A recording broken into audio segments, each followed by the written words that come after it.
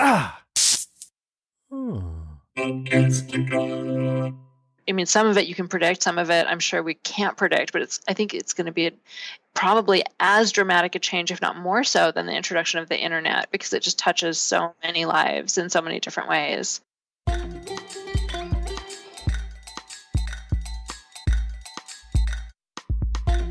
Podcast Junkies Season 2.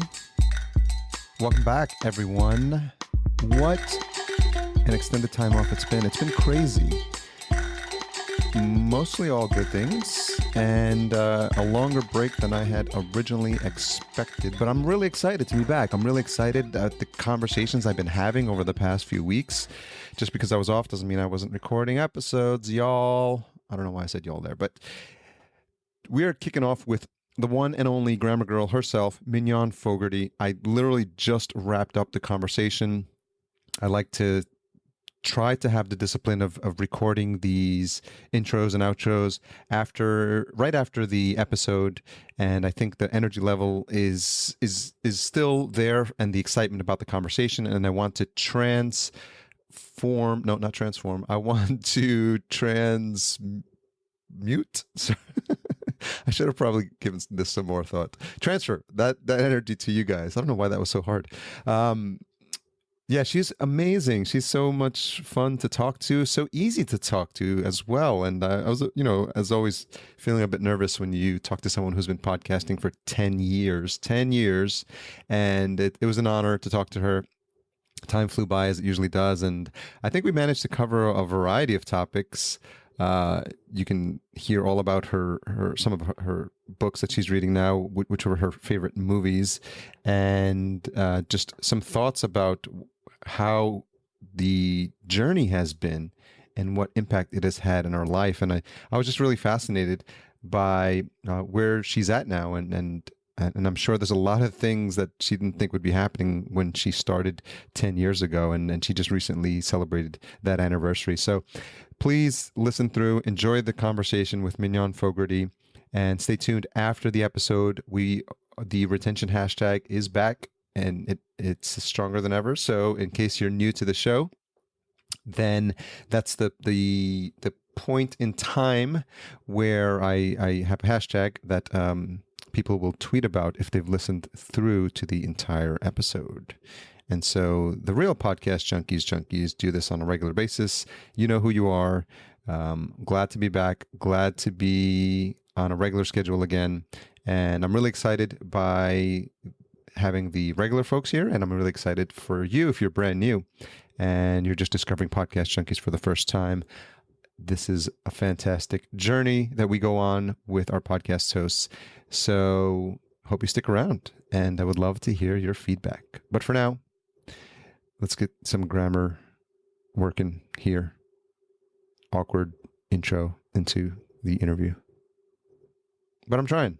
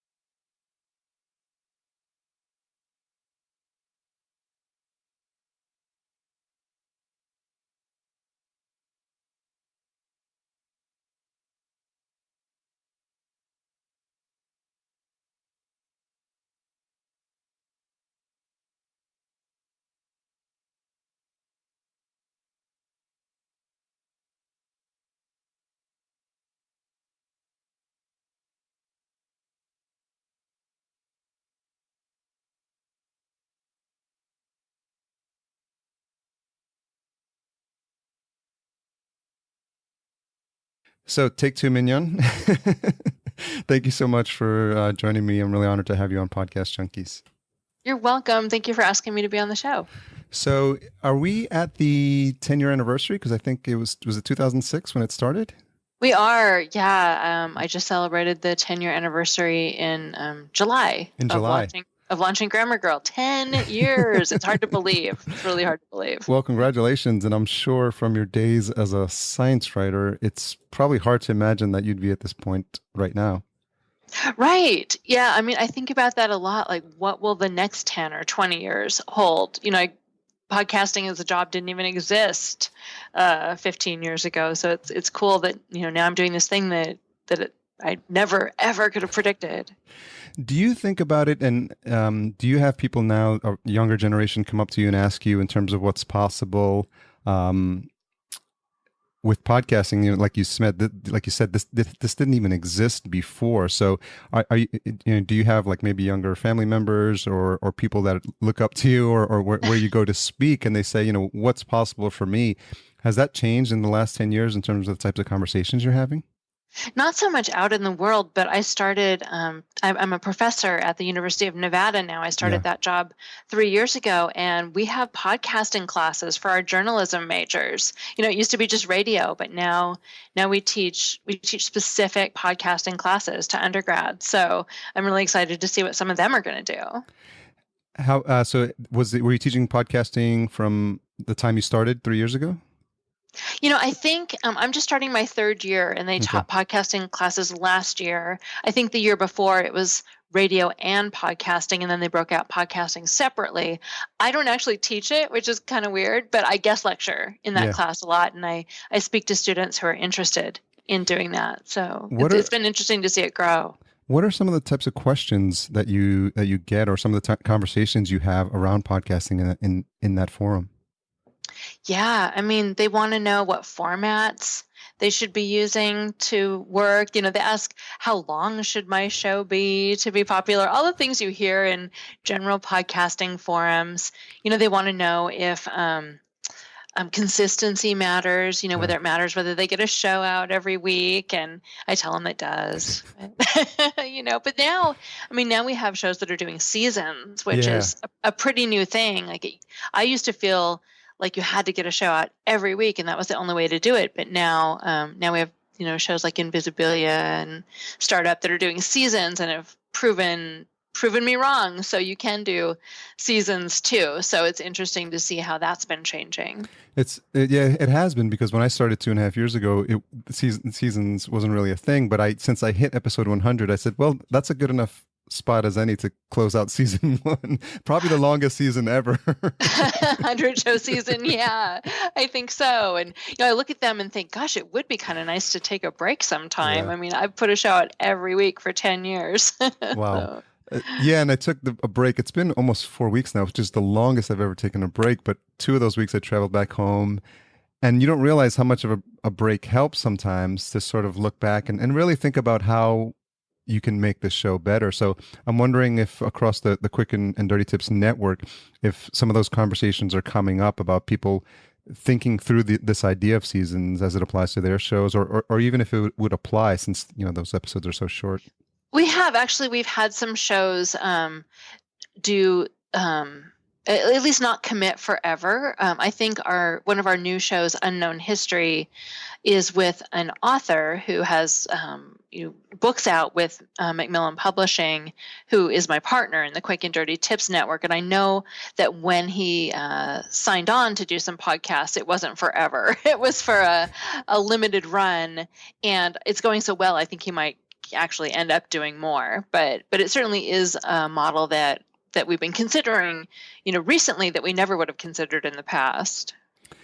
Are you still having your? I know that in the beginning, several of your friends were some of the early podcasters in the network. Is that still the case, or have they realized how much work it is, and maybe there's some? Yeah, no. All the people who were my friends who started aren't doing it anymore. It is a grind to do a weekly show, and at some point, every one of them said, this was fun, but I think I'm finished.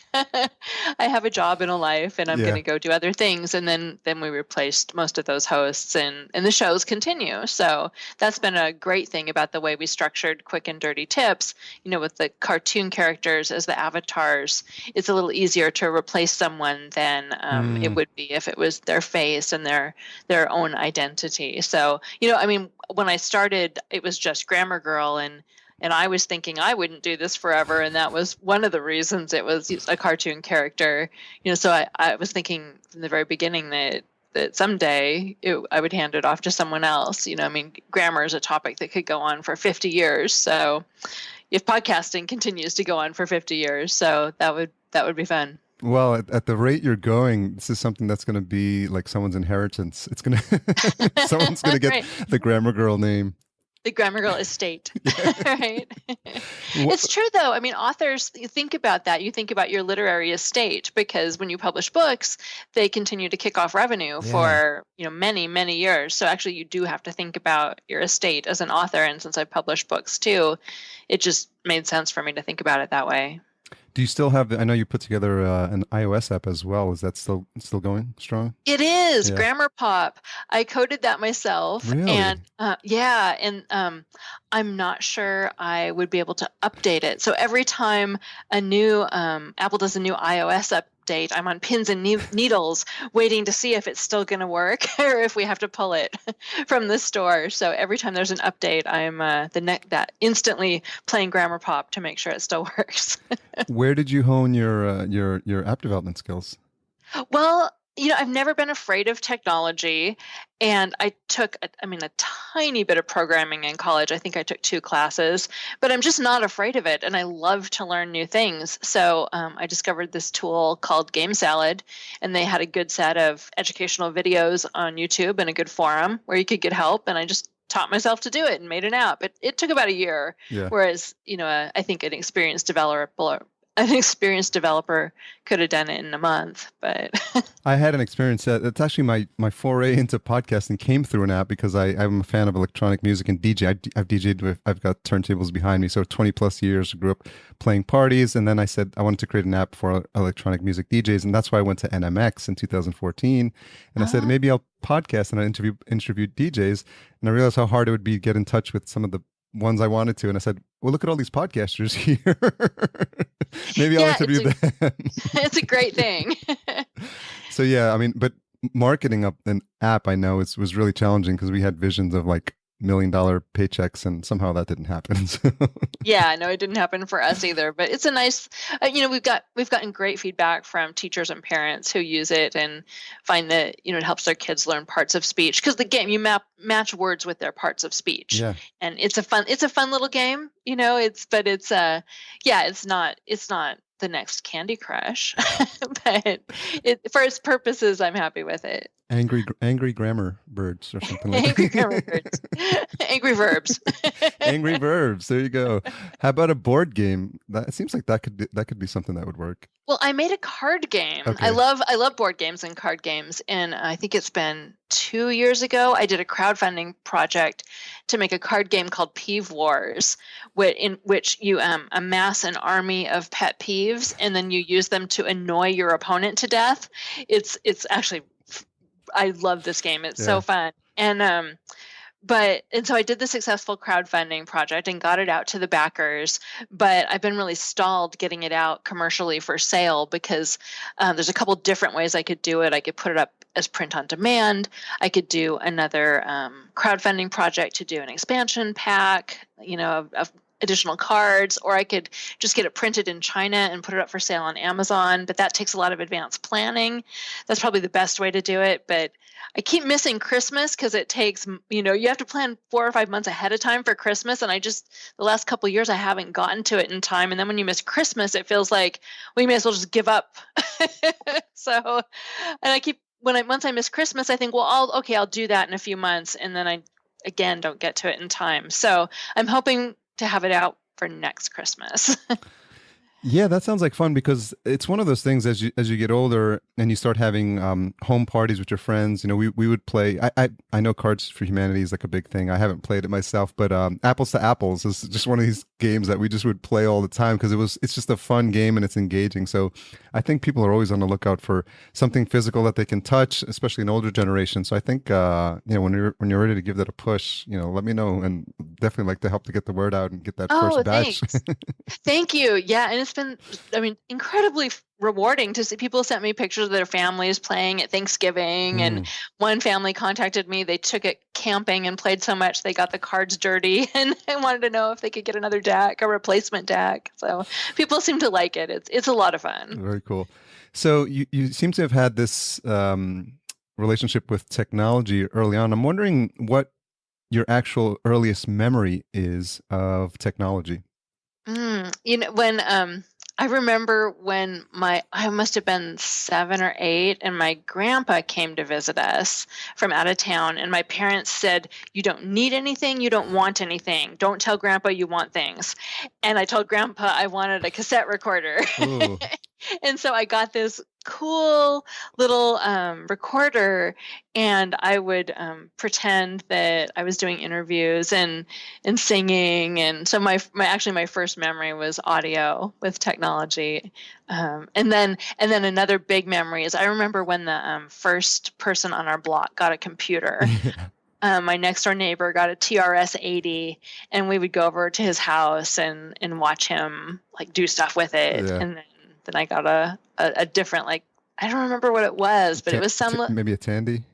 I don't know. It didn't even have a hard drive, but I remember getting my first computer and programming it to make random stars on the screen. But I lost interest really quickly because I couldn't save anything I did. Yeah. So, but I definitely remember going over to my neighbor's house and seeing the TRS-80, and it was so cool. My friend had a Commodore 64, and Yeah. and I had a Tandy 1000 with the attached cassette recorder.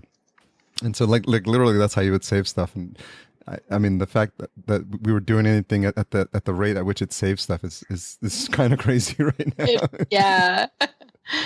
But is that in like I'm just digging deeper on the love of technology, because I think some either people have an averse reaction to it or it's just something that's brings up this inherent curiosity that you have. And I'm wondering if it's in your family as well. Was people in, I know technology was earlier, was of a different type back then, but I'm wondering if that's something that was in your family. It's just a natural curiosity for you. Not really in my family. I mean, I don't remember. They encouraged that interest in me, but my mom was a housewife and my dad worked at Boeing. He would bring home little mock-ups, like little toy airplanes and stuff for me to play with. But I mean, there wasn't a lot of talk around my house about technology or his work at Boeing or anything like that. So not really. I think it was just somewhere inherently in me. Yeah. And that, I imagine, is what led you into this where you eventually started doing science writing, and you studied biology as well. Was it this just natural curiosity that you had for the sciences? Not really. I actually avoided science in school and college. I didn't take a single science class. Well, I think I took geology as an undergrad. My one science requirement. When I was going to say, when I was a kid, my parents really encouraged me toward writing. I remember going to the library for like little poetry classes for kids and reading time and stuff like that. So if I was encouraged in anything, it was on the writing and language side. And then, I was actually not interested in science at all in college. And I was the first person in my family to graduate from college. And then I had no idea how to get a job. I got a degree in English because it's what I loved. And I was like, what? People won't pay me to read books, or write about swords and Beowulf. Yeah. So I ended up, I was a secretariat and insurance brokerage, and I sold signs. I really felt like I was adrift. And I ended up, I met my husband, who was a biologist. He worked in biotech in Seattle at the time, and that was really at its startup-y stage. And I would go hang out with him in the lab, waiting to go on dates because scientists are always late. And I'd be like, okay, so tell me what you're doing. And he would say, well, I'm synthesizing DNA. Like, well, how cool is that? Yeah. So tell me about it. And it was at that point that I got interested in science. And then I ended up going back to school. After I got my undergraduate degree, I went back to school and started taking science classes. And at that time, I was thinking I would actually go into science and work in a lab. And I did end up going to graduate school. I got into a PhD program in Stanford, and I spent 4 years trying to clone a fruit fly gene. And, I was really, and then, and lab work is, it's very, like props to the people who do it, but it's Yeah. very tedious, Yeah. and you can do an experiment for a year before you get a result. And I just don't have the temperament for that, so I ended up leaving graduate school, joining startups in Silicon Valley. One of my friends was in the business school and was founding a startup, and that was the late 90s during the dot-com Yeah. boom, and it was too exciting to pass up. So I left graduate school and joined a series of startups, and then eventually ended up working as a science writer, which completely makes sense given my background, but wasn't sort of the logical path I was on. That dot-com boom was kind of crazy because I remember I was working at Chase and I was like, I actually left my job to go work and not get paid at a startup. I don't know. It was like a fervor. It was just crazy. Like you needed to have like some foot in some startup at that point. And I don't think people that were not part of that wave understand. People were changing their company names to end in .com. It was crazy. Yeah, it was just an incredibly exciting, tempting time. Yeah, you would just quit your job and go join some .com, and definitely. I did take a leave of absence from graduate Yeah. school, so I didn't completely quit, but I never went back. So I'm wondering, with the experience you've had in the sciences and being a science writer and studying biology, do you see the landscape different than it was maybe 10 years or maybe even 20 years ago, with opportunities for girls and women in general to have the confidence that moving into this field or making something a career out of this is something that's actually now that's a positive, and for lack of a better term, something that's enticing for them to see? Yeah, there's a lot more emphasis now on women, encouraging women in technology. I was really lucky. I never felt any discouragement or discrimination.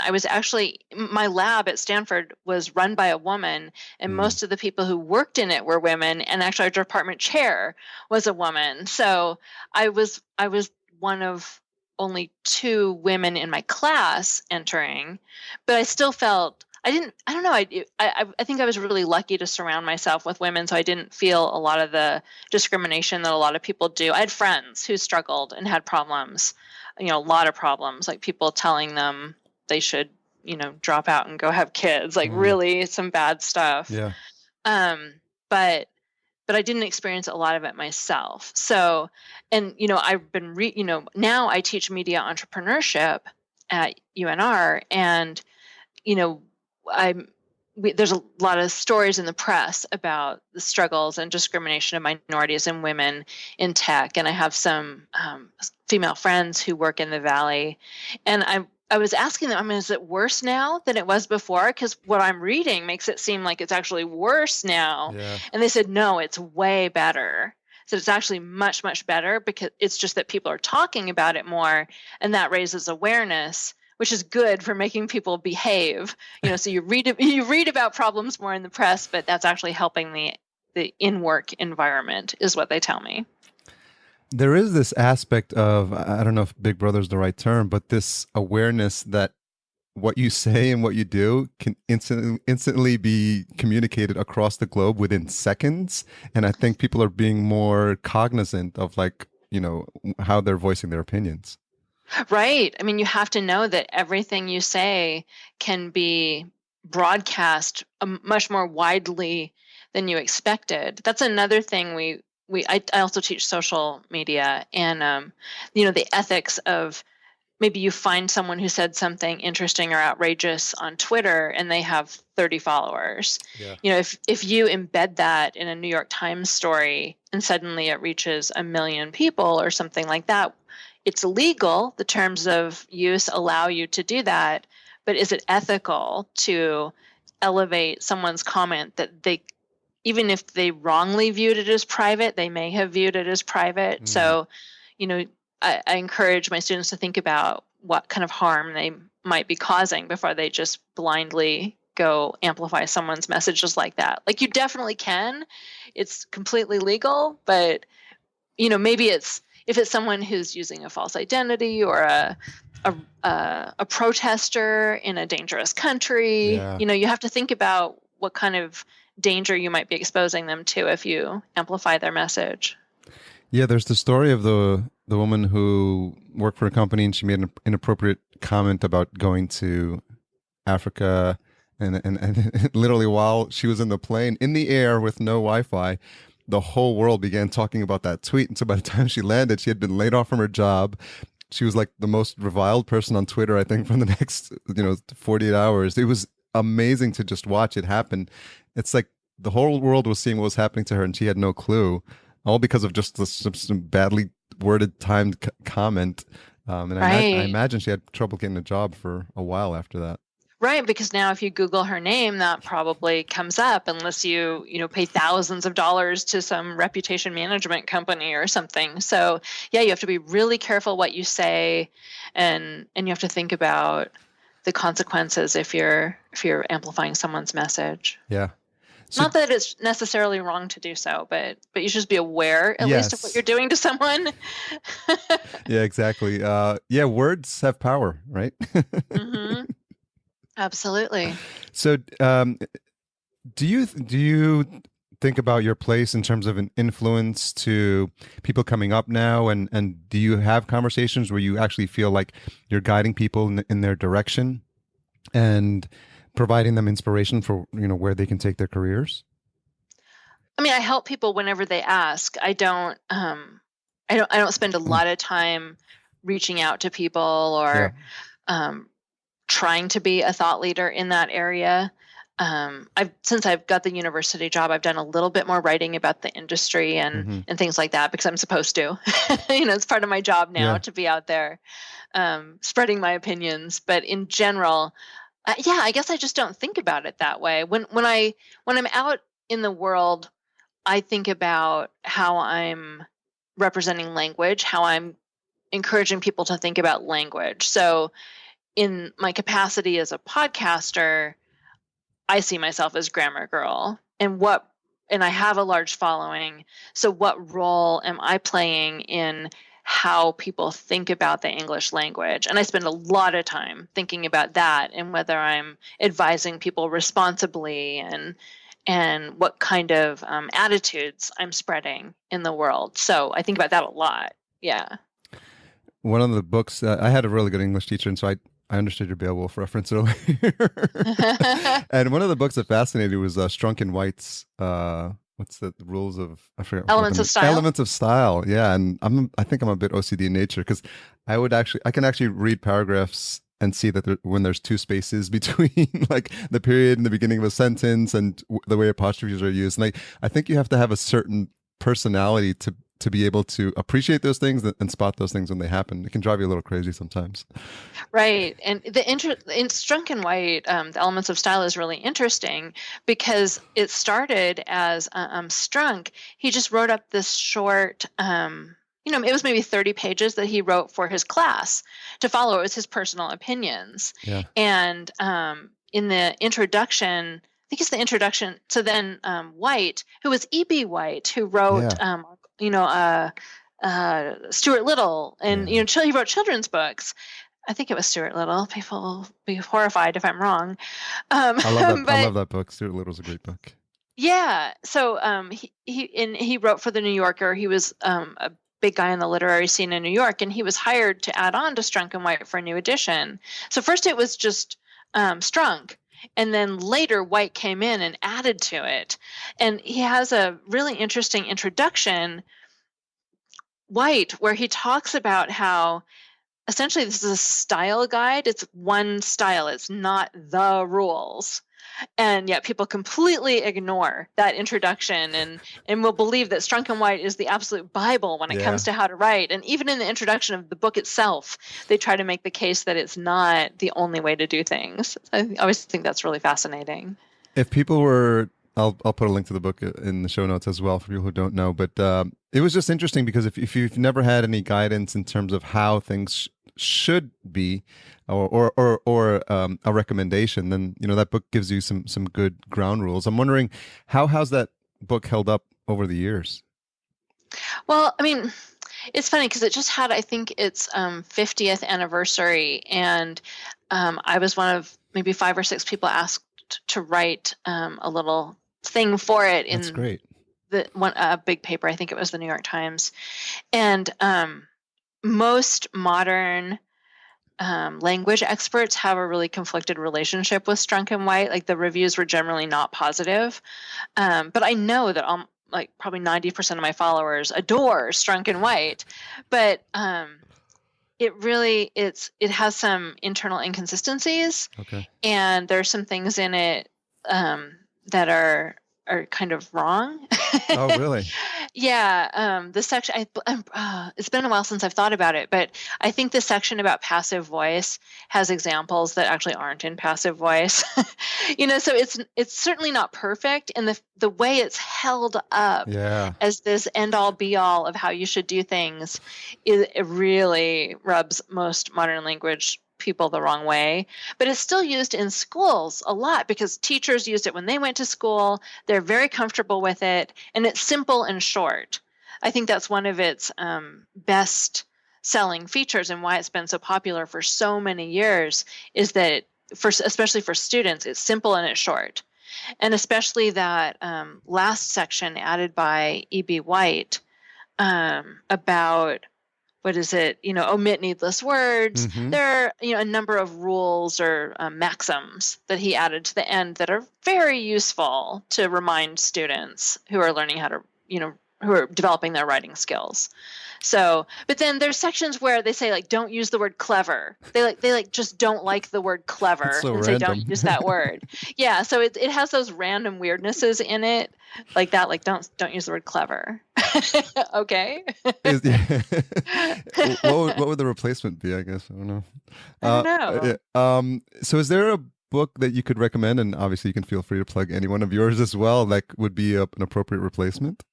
Right. Well, I mean, I did write a book for students called Grammar Girl's Ultimate Writing Guide for Students. It's very orange. It's a Yeah. very, very orange book. So, I mean, obviously I think that's a good one, but there are all sorts of college handbooks that are Yeah. put out. They're often spiral bound, and those I find are very useful and have like just the facts. And then, I mean, for me, I rely a lot on the Chicago Manual of Style, Mm. the AP Style book, and Garner's Modern American Usage, which I'd never heard of until I became Grammar Girl. But Garner's Modern American Usage has about 900 pages Oh, wow. of writing advice, and about troublesome words and the punctuation and everything. So if you have a question, you can almost always find the answer in Garner's Modern American Usage. But being so big, 900 pages, I hear students complain that it's hard to find something in the Chicago Manual of Style, which isn't that long. So, I think students in particular are looking for things that are short and sort of easy to use and Yeah. have the big picture questions. But then for someone like me who's doing research and trying to provide the most broad perspective, I love those big, thick books that have as many answers as I need. So it really depends on what your purpose is for having the book. I think part of the allure to the Strunk and White book was the fact that it seemed like something you could just carry in your back pocket. I don't know that people still carry books in their back pocket nowadays. Right. It's so short and simple Yeah. and clear. Yeah. So I mean that is a huge appeal of that book. That's probably. I'm sure there's an app for that now too. Yeah. So while we're on the subject of books, do you still find time to read? I saw recently you had posted something about you were reading the Dan Wells book about Los Angeles in the future. Blue Screen. Yeah. Yeah, I loved Blue Screen. That I listened to as an audiobook. Yeah. So yeah, I do. I have a little bit of a hard time finding time to read. I've been trying to read textbooks more. I just finished Waypoint Kangaroo last night by Curtis Chan, which I really enjoyed. But I read probably, I don't know, 2/3 of the books I get through in a year are audiobooks. Yeah. Because it's just easier for me to fit those in to my day when I'm, working out, or I listen before I go to sleep at night. And so that lets me get through a lot more books than I normally would be able to. But I have been trying to read physical books or ebooks more. I miss that. I have this challenge where I feel like I read and then I feel like I need to change the topic. And so I sometimes have 3 or 4 books that are in in progress at the moment. I don't know if you find that, or you just feel like you need to finish one book at a time. I used to do that. Now Yeah. I kind of try to stick with one at a time because Well, I've got so much else going on. yeah. I just can't. Yeah. What was Waypoint Kangaroo about? Oh, it's let's see, it's sort of science fiction. It's about a guy who is a secret agent for a space agency, and then they send him. He has this ability to hide things in like a dimensional pocket. That's why Yeah. he's kangaroo, and they send him on vacation because there's like a problem at the agency, but then he gets in all sorts of trouble on vacation and ends up solving a intergalactic problem. So it's a fun book. I enjoyed it. Do you? So, what do I have to look forward to in 2050 in Los Angeles? Given that I live here now. Oh my gosh, yeah. Well, blue screen, that it was so with Pokemon Go coming out, I felt like it was a really good time for blue screen because it was a lot. People, people had implants, Oh, okay. and it had a lot of augmented reality elements in blue screen. So you had these implants, and so you could just see all these things layered over reality, and in much the same way that Pokemon is Yeah. layered over reality in a very simple way compared to what's in the book. But between it was just imagine taking smartphones and augmented reality like Pokemon Go and multiplying it 50-fold, and that's what you get in that book. Are you excited about where we're headed as a society in terms of all these things that are happening with augmented and virtual reality? You know what I'm most excited about is self-driving cars. Yeah. I am obsessed with self-driving cars. Did you hear that Uber's testing it in Pittsburgh? I did, and I'm Yeah. so excited. I mean, if I lived closer, I would go there just to try one. Yeah, I think it's the future. I mean, anyone who's old enough to remember the Jetsons, or just the idea of getting to a car and just having someone take us wherever we need to. We think about, Minority Report. I'm sure any of these futuristic movies where it seems like that's the easiest way to do it. And I think they've demonstrated that driverless cars are actually safer. Oh, they would be massively safer. Yeah, every time I drive, I'm like, when are we getting self-driving cars? Before I get killed, I hope. Yeah. Yeah, it seems like a question of when, not if. Yeah, and it's in that test in Pittsburgh. It's happening so much faster than I thought it would. I mean, I really believe in in my lifetime will be primarily in self-driving cars, and then you think about how that's going to change all of society. I mean, Yeah. fewer emergency room visits, fewer people needing, physical therapy following car accidents. Insurance companies are completely going to change. Car insurance is going to be completely different.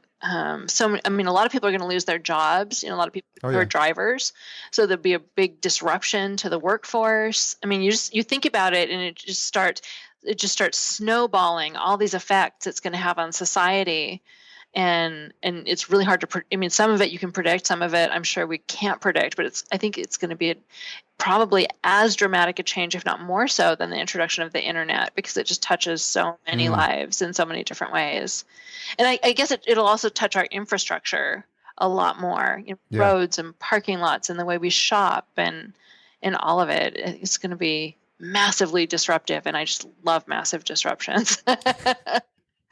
I learned a couple of months ago the term for the new generation, which is post millennial. It's digital natives. I don't know if you've heard of this, but and so I think it just happens. They're born into a culture where this is the way things are done. Like at some point, you're going to be born where driverless cars are normal. Right. I've seen people post like, "Will my kids even learn how to drive?" They might not.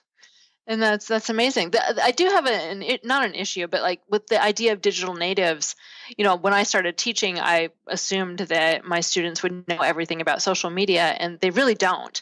They still have to learn how to use it as a professional, to learn how to use it wisely and effectively. They actually use social media even less than I would have imagined. Like most of my students aren't on Twitter. A lot of them hardly use Facebook. They might share pictures on Instagram, but they don't use it as much as we adults imagine they do. Yeah, I think they're selective in what they do. And I think there's some sort of attraction to the ephemeral nature of it. So that's maybe why Snapchat took off and the new Instagram moments as well as some of the stuff they're into. But I think they're more. Yeah, I think as you get older, we find that we can use it for getting our message across. Mm-hmm. And I don't know if that's something that they're concerned with at their age. Yeah, I mean, I use it far more than they do, and that surprised me. So, but I guess I have a yeah. purpose, Yeah. and they just use it to hang out with their friends. So you like science fiction books. Are you a fan of the movies as well? I am. I'm not a fanatical fan, but I do love going to, I'm trying to think of. Well, I loved Guardians of the Galaxy. It's hilarious, and the new Star Wars movie, the new Star Trek movie. I go see a lot of. Yeah, I probably go see most of them. The new the Star Wars reboot, the Force Awakens. Yeah, that was very nostalgic. I was actually crying at one point because I grew up with those characters, and if you think about the lifespan of those characters, they've been in my mind and my memory for 30 plus years. Right. And so when something happens, try not to spoil the movie for anyone, but when certain characters are affected, you think about the fact that they've been living in like your memory for all this time, and so you've been carrying them for all that period. And so as opposed to a normal movie, you watch it in just 2 hours, you're not going to have that same type of connection to characters. Right. Nostalgia is a really powerful force in fiction and movies. So changing gears a little bit, we were talking about how it's been recently 10 years where you've had the opinion, you've had the opportunity to look back at the impact that you've had within the podcasting community. And I'm wondering if you think about the term legacy at all. I've been asking this question a couple of times, but as you think about, the span of your life and all the things that maybe you thought you wanted to do, and now things that you've changed your opinion on, things you wanted to get accomplished. Are there things that are still on that list where you're like, oh, this is one of those goals that I'm aiming for in terms of the future? Yeah, I mean, I'd say the one thing I've really wanted to do that I haven't done yet is write a novel, and I've been working on it very. I don't think it's even really fair to say I've been working on it for 5 years, but I've had the idea in my mind, and I've worked on it occasionally in spurts for the last 5 years. And it's one of the hardest things I've ever tried to do. And I say that, as someone who taught herself to make an app and went from an English major to being a biology PhD researcher. So the complex, and I love it because it is so hard. The complexity of putting together that story puzzle is so fascinating to me, and all the things you bring in. Like, for example, we were talking about nostalgia. If you can bring in that sense of nostalgia or resonance with other stories into your story, it makes it more powerful for people. And so you have all these things you need to layer on top of each other to make your story compelling and emotionally satisfying for the reader. And I haven't got there yet. I don't have anything. I have maybe a quarter of a book written, and I'm not super happy with what I have, but it's something that I'm looking forward to continuing to work on because it is such an intricate puzzle and so fascinating to me for those reasons. Have you watched Stranger Things? Oh, I love Stranger Things. Yeah, we binge watched that. Talk about nostalgia, man. It was hitting all the right buttons. It was pushing all the right buttons for the 80s kids. Right, it's a great example of that. I mean, it was we were watching it and thinking, where did they get those lawn chairs? They're perfect. They're exactly like I had growing up. Yeah, the hairstyles, and they said they didn't use a lot of makeup on the kids, just so you would just get this feeling like the awkwardness was just like coming through the screen of like that period, and it took me back to that period of time. They did a very, very good job of that. It did, and I just kept wondering where they got all the props. They were so perfect. Do you have novelists whose style you admire, and maybe you would aspire to write something like what they've put together? I can't really say I do. I read pretty broadly. There's no one that I say like, oh, I want to be just like them. No, not really. I'm wondering what you would say is one of the most misunderstood things about you. Oh, that's easy. One of them, people always think that I'm a language nitpicker and that I'm looking for mistakes in everything they say or every email they send to me.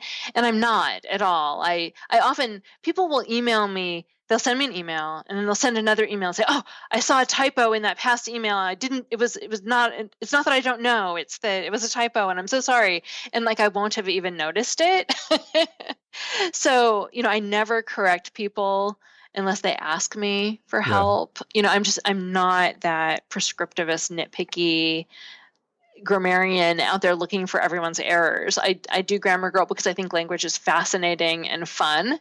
And if people want to know some rules and improve their writing, I'm happy to help. And I put that out there so people can have access to reference information. But I am not at all that angry nitpicker that people often think I am. Yeah, I would assume people get very intimidated around you when it comes to grammar and either anything they talk to you about or write to. Right. And that's why in the description of Grammar Girl, it says something about your fun and friendly guide to the English language. But no matter how many times I say it, people still assume that I'm looking for errors. Have you met Helen Zaltzman? No, and I really wanted to meet her at the last podcast movement. She Yeah, seems yeah. great. We're on a Facebook group together, and she seems wonderful. I'd love to meet her someday. Yeah, I've interviewed her as well, and she's hilarious. I mean, she did the interview when she was home, and her husband was just commenting. He became the third guest. He became the second guest on the show, and her sense of humor. I don't know if you've heard The Illusionist, but it's really, really, really funny. So I think you two would hit it off too on that. Oh, that's great. Yeah, I Yeah. think we would too.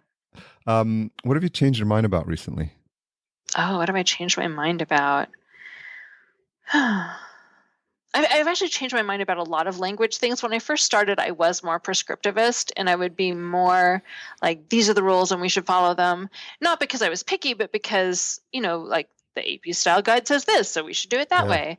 And, like begs the question is a phrase that used to have a specific meaning and it doesn't mean raises the question. Okay. So, people will say, well, that begs the question of whether we should do this or that. And that's not the proper traditional use of the phrase. Begs the question has a specific meaning. It's about circular logic. So, if you say chocolate is good for you because it's healthy, that's begging the question because it's circular, but nobody uses it that way. And so my original article about that said you should stick with the traditional usage, and my more recent article says, yeah, that's completely a lost cause. Like, give it up. Like maybe if you want to be extra careful, don't use it at all. Yeah. Because it's lost its traditional meaning. So, there are a lot of instances like that where I've become I'll still tell you what the traditional rule is, but I feel less strongly that we have to follow them all. And so, I understand that my role in the world is to tell people what the rules are and that that's why people come to me. And so I always do tell them the rules. But then, lately more, I will also sort of soften that with, but 99.9% of the people do it this other way. So, can we really say it's wrong when that's what everyone is doing and that's how language changes? Yeah. I mean, egregious used to mean something good and now it means something bad. At some point Really? it changed. Yeah. So, I think that's the thing that's influenced me the most. As long as I've been doing Grammar Girl, I've looked more and more at the history of language. And when you start doing that, you see how almost everything has changed. It used to be wrong to call curtains drapes. Like you start looking at all these things people adhered to so vigorously 200 years ago, and it seems ridiculous today. Yeah. So, our things that we hold on to so tightly today are going to seem ridiculous in 200 years. So that doesn't mean we should do them all now and say they're okay, but I think recognizing that language is a continuum that's always changing gives you sort of a less stringent perspective on things and helps you not get so upset when you see things changing because it's just a normal part of the process. Yeah, there was a fascinating discussion about urban, I don't know if ebonics is the right term, but urban slang or the way folks in urban settings talk, and people were saying like a lot of the way that they talk is wrong, and then I started hearing the argument, well, it's not wrong to them, and I think there's an influence about how all these cultures start mixing, and you start there's I guess some gray area in between what is exactly the right way to pronounce something.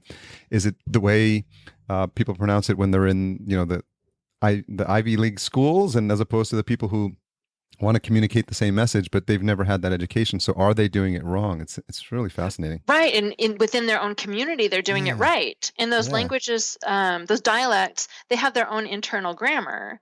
It's not just some random way that people talk, like African American English, or, the way people speak in the South of America. There are lots of dialects all over our country. There was an amazing book called, I think it was called Trip of the Tongue, where a woman went around all over the U.S. and talked to people who had all these different dialects and studied their languages. It was really fascinating.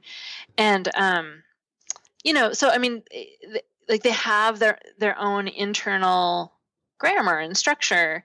Their languages, just like standard American English is a language. And so standard American English is what you typically use in business and publications and on TV and in education and at work. You definitely are advantaged if you are proficient in standard American English. We should teach students that, but we don't have to tell them that their native dialects are wrong in order to teach them standard American English. So I think, and you shouldn't look at people who speak a dialect. It's no reflection on their intelligence. Yeah. So, in some ways they're almost bilingual, so if you hear someone speaking with a strong dialect, I think there's a tendency to assume that they're less intelligent. I mean, there have been studies that shown that people with a southern accent are viewed as less intelligent.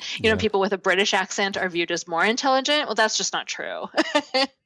It's just stereotyping. It's based on nothing. So it's important to remember that. What was your experience like with the Mandela Fellows? They were amazing. So the Mandela Fellows are a group of young people from Africa who come to the U.S. The group that I interacted with, I'm not sure I don't know the scope of the whole program, but the students who come to the University of Nevada have an interest in entrepreneurship. So a lot of them have their own businesses in Africa, and they come to the U.S. on fellowships to learn more about entrepreneurship and business. And it was just a joy to work with them because, I mean, I just met with them for an hour or two, but they're so serious about what they're doing. And my understanding is they're the best from their country. So of course they're going to be amazing. But I enjoyed their enthusiasm and seriousness and questions and interest. It's really fun to work with people who are so engaged in what they're doing. It gives you a different perspective because a lot of times other cultures, entrepreneurship is very strong here, but I think the concept is probably something that's growing in other countries. And so when people come here, I think they're fascinated by all these success stories of entrepreneurs here, and they feel like they can mimic that and take that back to their country. And like, I think to your point, they have this really passion for making something out of themselves, which is something that may not be taught as much in their own country. Right. And then, there are cultural differences. Like in some cases, I didn't have good answers for them. One woman has a program for getting girls into entrepreneurship, and she's saying the parents are very reluctant because they're afraid something bad will happen to their daughters while they're out, in the world trying to do this entrepreneurship. And, I don't know enough about their culture to know how serious a concern that is. Like, it might be true that they're putting their daughters in danger if they send them out to do business. I just have no idea. Yeah. So, they can come over here and learn what we know, but some of the things they're going to have to sort of figure out on their own too, because they're in their own culture and they're absolutely willing to do that. They're not afraid at all, but it's interesting to hear about the different problems they face. Have you seen a international version of Grammar Girl yet? No, I haven't. I've had people ask me, is there a German Grammar Girl or a Spanish Grammar Girl? And you would think there would be, but there's not one that I know of. It may just be that I don't know, but yeah. You have enough on your plate, I'm sure, that for you to be keeping up on that. But it would seem like it's just a natural thing that could be, just changed over into a different language. And everything that you've been doing in terms of teaching people how to speak in their language properly, it seems like you could recreate that. Right. I mean, my books have been translated into a number of foreign languages, in Chinese and Japanese and Korean, to help people learn English. Mm. But I'm not aware of someone who addresses, the intricacies of German grammar and usage, for example, which is a totally different thing. Well, I definitely want to thank you for taking the time to come on. I hope you enjoyed yourself as well. I did. It was really fun. Thank you for the interesting conversation. Yeah, I think just fascinated by been fascinated by your journey. I'm wondering, like, who in your family is like the most surprised, having known you the longest, and seeing like what's been happening over the past 10 years of what, I guess, in terms of what's possible. Yeah, I don't know that anyone is surprised. I remember a funny instance. My stepdad asked, when Grammar Girl first took off and became really popular, it's not me. Everyone's like, really? Grammar. And he said, are you sure they don't think you're Glamour Girl? Are they just hearing it wrong? So there are a number of people who can't believe grammar is so popular, but it's not so much they don't believe that I'm doing it. They just don't believe anyone cares about Yeah. so much. Yeah, I think it's always interesting. Family's important to keep you grounded and give you perspective, because a lot of times you're thinking like, oh, I'm doing this thing that's so fun and so great, and the people that have known you the longest are usually the best people to kind of help keep your feet on the ground. Definitely. So what's the best place for folks to track you down online? So you can find all my Grammar Girl articles at quickanddirtytips.com. I founded the Quick and Dirty Tips Network, so all my stuff is there. And then I'm on Twitter and Facebook as Grammar Girl. So how fun was that? It was a Skype, so I normally see the guest and she's in a great mood, great energy, always smiling, and that's contagious. And that comes through in the conversation. I think you can hear that. I think you can hear that she's having fun, that we're having fun. And as a result, I think it just makes for an enjoyable conversation. So I hope you really enjoyed that. And I hope you can send some feedback back to her and to myself. Her Twitter handle is Grammar Girl, and mine is podcast_junkies. I want to thank Cedar and Soil, who continue to provide the intro and outro music for the show. And check out cedarsoil.com for their music, for his music. George is a really great musician. You should really check out his stuff. I also want to thank Podcastica, because we're a part of their network, and check out the shows on podcastica.com. We're a proud member. We've got about 10 shows there now, and it's just a fun community. It started with some fan shows, and now we've added some shows on meditation, on film, and it's a really interesting mix. The Podcast Producers is part of our network now, which is a great series. So check all those out. Go to podcastica.com, and don't forget you can subscribe to this show at podcastjunkies.com. So please go ahead and do that. I'm stepping up the activity on social media. So if you're not aware, we have a Facebook group called Podcast Junkies, where I give folks behind the scenes videos of what's going on with the episodes and what's coming up. And then I also am trying out the new Instagram moments. I'm on Anchor. If you haven't tried Anchor, it's really good. It's like Twitter, but it's your voice. So check out all of those. And if you've made it this far, then indubitably, I probably pronounced that wrong, you're waiting for the retention hashtag. So I know Grammar Girl is probably going to be getting a lot of activity. So let's do Mignon Grammar. Mignon, Grammar, Mignon, Mignon, her first name, and then Grammar, Grammar. Let us know that you made it this far. Tag both her and myself, and that'll mean that you're part of the Cool Kids Club. Period. Stay tuned next week. We speak to Hernan Lopez. He is the CEO and founder of Wondery, which is a great network based here in Los Angeles. We connected on Twitter, and he was at Podcast Movement as well. They've got doing some fantastic things with the network and with their shows, and a couple of new ones that are homegrown. So you're going to really enjoy that conversation. Some nice overview and discussions about the state of the podcasting industry, which I thought was fascinating. And it's only a week away. Have a fantastic day, week, guys. Love having you here. I love being back on the mic and sharing my podcast adventure with you. Take care.